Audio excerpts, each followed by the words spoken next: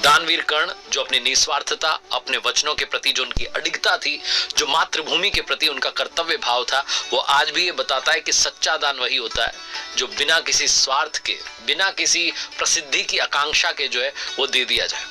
एक मुझे प्रसंग याद आता है जब अर्जुन ने श्री कृष्ण से पूछा, धनुर्धर अर्जुन भगवान श्री कृष्ण से कहते हैं कि हे माधव, लोग कर्ण की इतनी प्रशंसा क्यों कर रहे हैं जबकि हमने भी तो कई अवसरों पर दान दिया।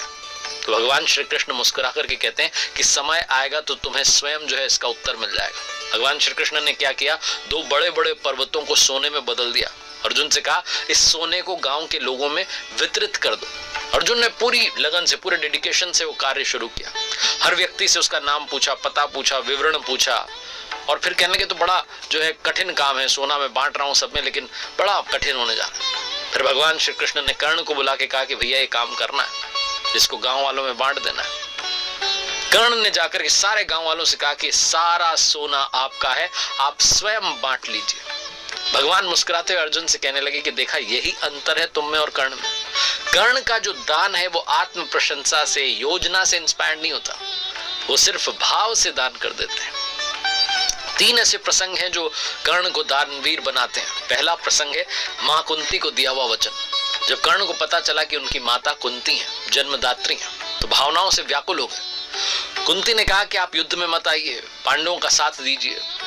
कर्ण ने विनम्रता से उत्तर दिया कि मां, जो लोग मेरे साथ रहे, जिन्होंने मुझे सम्मान दिया, मित्रता दी, मैं उनका साथ नहीं छोड़ सकता।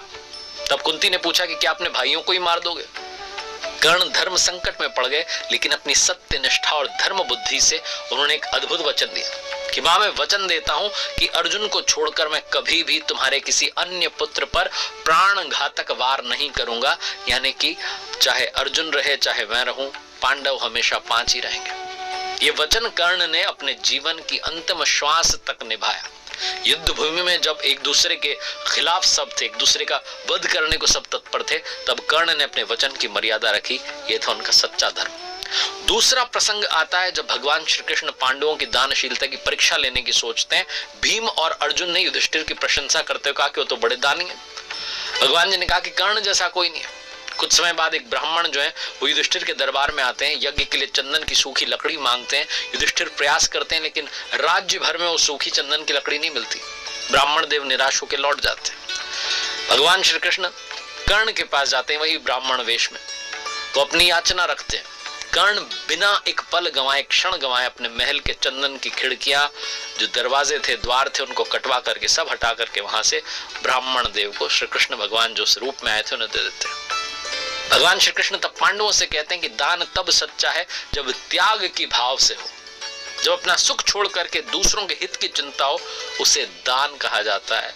दान सिर्फ संपत्ति का नहीं होता, अपने वैभव का, ऐश्वर्य का भी त्याग होता है। यही सच्ची दानशीलता है। तीसरा प्रसंग जो मुझे याद आता है, कर्ण की दानशीलता की सबसे बड़ी परीक्षा तो तब हुई जब वो युद्ध भूमि में घायल थे, अपनी अंतिम श्वास गिन रहे थे, मृत्यु उनके सिरहाने पर खड़ी थी। भगवान श्री कृष्ण ने ब्राह्मण का वेश फिर से धारण किया और कर्ण से कहा कि मुझे कुछ स्वर्ण की आवश्यकता है। कर्ण ने कहा, महाराज मेरे पास तो कुछ नहीं बचा सिवाय मेरे शरीर के। ब्राह्मण देव कह रहे तुम्हारे दांतों में सोना है। कर्ण एक पत्थर उठाते हैं, अपने दांत तोड़ देते हैं, दान कर देते हैं। ब्राह्मण देव कहते हैं तो खून से सना हुआ है, मैं इसे ग्रहण नहीं कर सकता। कर्ण जो है बिना समय गंवाए एक बाण चलाते हैं, आकाश से वर्षा होती है, जल बरसने लगता है, दांत धोते हैं और फिर ब्राह्मण देव को दे देते हैं। ये उनका अंतिम दान था। मृत्यु शैया पर भी उन्होंने याचक को खाली नहीं लौटाया। कर्ण जिनका जीवन ये सिखाता है कि दान केवल धन का नाम नहीं है, अपने अहंकार का, सुख का, ऐश्वर्य का, भावनाओं का, जीवन का भी त्याग करने में जो भाव है, वही सच्चे दान का अर्थ है।